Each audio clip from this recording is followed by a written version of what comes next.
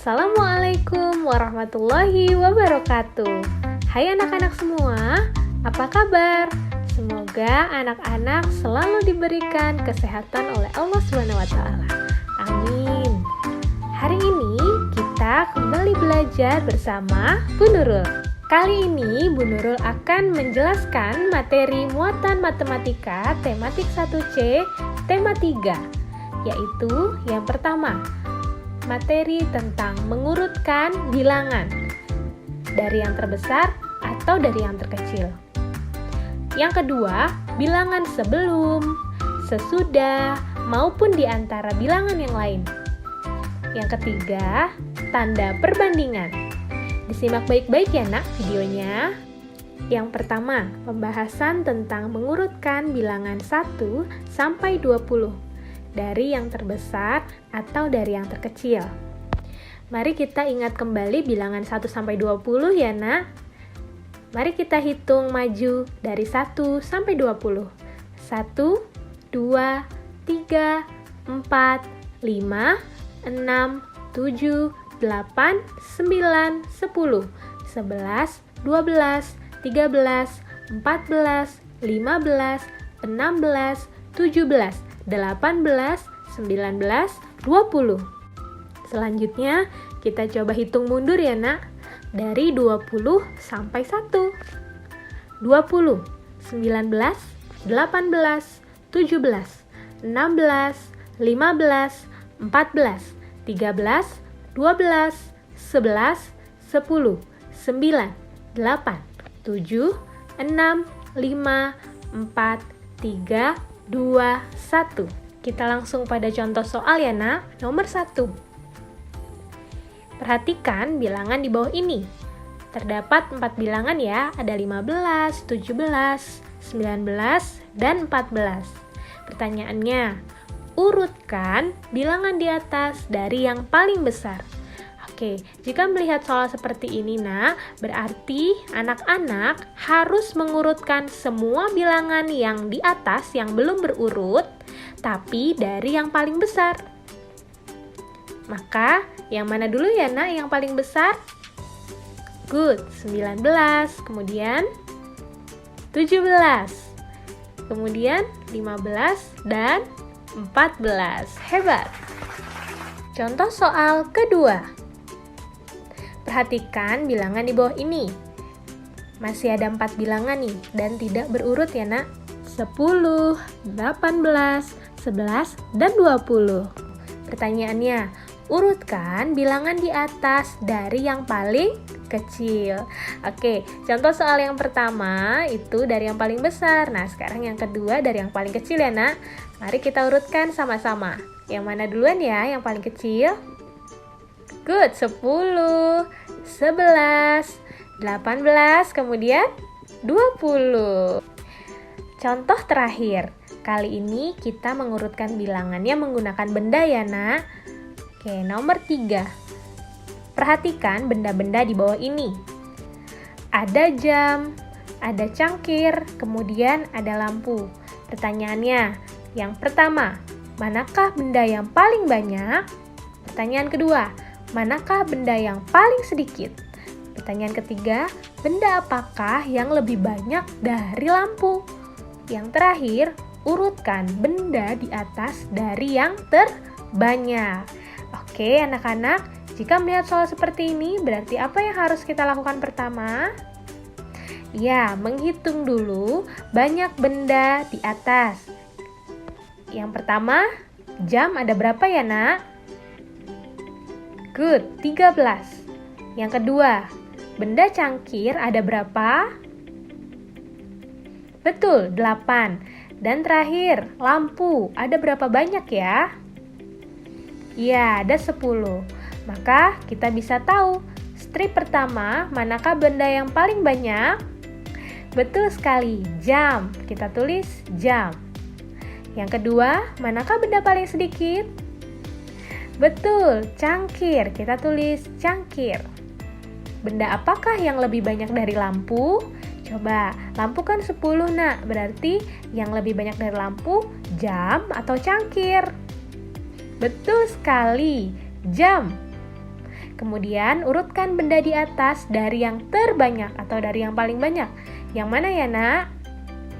Jam dulu, kemudian lampu, dan terakhir cangkir. Oke nak, semoga anak-anak bisa mengerti ya mengurutkan bilangan baik yang menggunakan benda atau tidak. Pembahasan kedua, bilangan sebelum, sesudah, dan di antara bilangan yang lain. Apa ya maksudnya? Sebelum ke contoh soal, kita harus bisa membedakan kata sebelum, sesudah, dan di antara. Oke, nah, sebelum itu, kata kuncinya itu adalah hitung mundur, ya. Jika di antara, maka pasti bilangannya ada di tengah-tengah. Jika sesudah, maka kita harus menghitung maju. Diingat baik-baik ya, sebelum kita harus hitung mundur, di antara bilangannya pasti ada di tengah-tengah. Sesudah berarti kita harus hitung maju. Baik, kita langsung ke contoh soal. Oke, di situ sudah Bunda berikan bilangan-bilangan yang dapat membantu kalian untuk mengisi contoh soal berikut. Nomor 1, bilangan sebelum 14 adalah. Oke, nah tadi sudah kita pelajari sebelum itu kata kuncinya berarti artinya kita harus menghitung mundur. Oke, kita harus menghitung mundur sebelum 14. Sebelum 14 apa ya nak? Good, 13. Oke, langsung ke contoh soal nomor 2. Bilangan sesudah 15 adalah. Oke, kata kunci sesudah berarti adalah hitung maju sesudah 15. Berarti apa ya nak? Good. Habis 15 itu 16. Contoh soal ketiga. Bilangan di antara 13 dan 15. Oke, kata kunci di antara berarti bilangannya ada di tengah-tengah. Artinya bilangannya di antara tengah-tengah 13 dan 15. Di antara 13 dan 15, ada bilangan apa, nak? Oke, bagus. 14. Contoh soal terakhir. Bilangan di antara 13 dan 16 adalah titik-titik dan titik-titik. Oke, berarti kalau di antara tengah-tengah antara 13 dan 16 ya. Betul, ada dua bilangan yaitu 14 dan 15. Oke anak-anak, semoga sampai sini anak-anak bisa dimengerti ya. Pembahasan terakhir, tanda perbandingan. Lebih besar, lebih kecil, atau sama dengan. Oke, kita simak ya. Mengenal tanda perbandingan. Oke nak, ada 3 tanda perbandingan yang harus kita pelajari. Yang pertama, ada tanda seperti ini. Artinya, lebih besar. Kedua, ada tanda sama dengan, artinya sama dengan atau sama besar. Yang ketiga, ada tanda seperti ini, kita sebut sebagai lebih kecil. Oke, diperhatikan ya. Lebih besar, sama dengan, dan lebih kecil. 3 tanda perbandingan tersebut dapat memudahkan kita dalam mengerjakan soal membandingkan bilangan. Langsung ke contoh soal ya. Berikan tanda perbandingan lebih besar sama dengan lebih kecil pada bilangan di bawah ini. Oke nak, di sini ada bilangan 19 dan 20. Mari kita bandingkan. 19 lebih besar atau sama dengan atau lebih kecil dari 20. Betul, 19 itu lebih kecil ya dari 20, maka tandanya seperti ini. Contoh kedua, ada bilangan 17 dan 17. Berarti tandanya pasti sama dengan atau sama besar. Oke, yang ketiga, ada bilangan 18 dan 17. 18 lebih besar, sama dengan, atau lebih kecil dari 17 ya nak? Betul, 18 itu lebih besar dari 17, maka tandanya seperti ini. Oke, nak, terakhir Bu Nurul berikan trik cara mudah mengerjakan soal tanda perbandingan. Oke, kita anggap tanda perbandingan itu adalah sebagai mulut ya nak, sebagai mulut.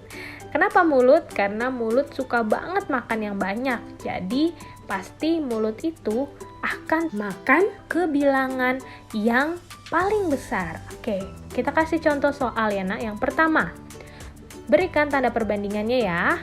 Ada 17 dan 18. Oke, mana yang paling besar dan yang paling mau dimakan?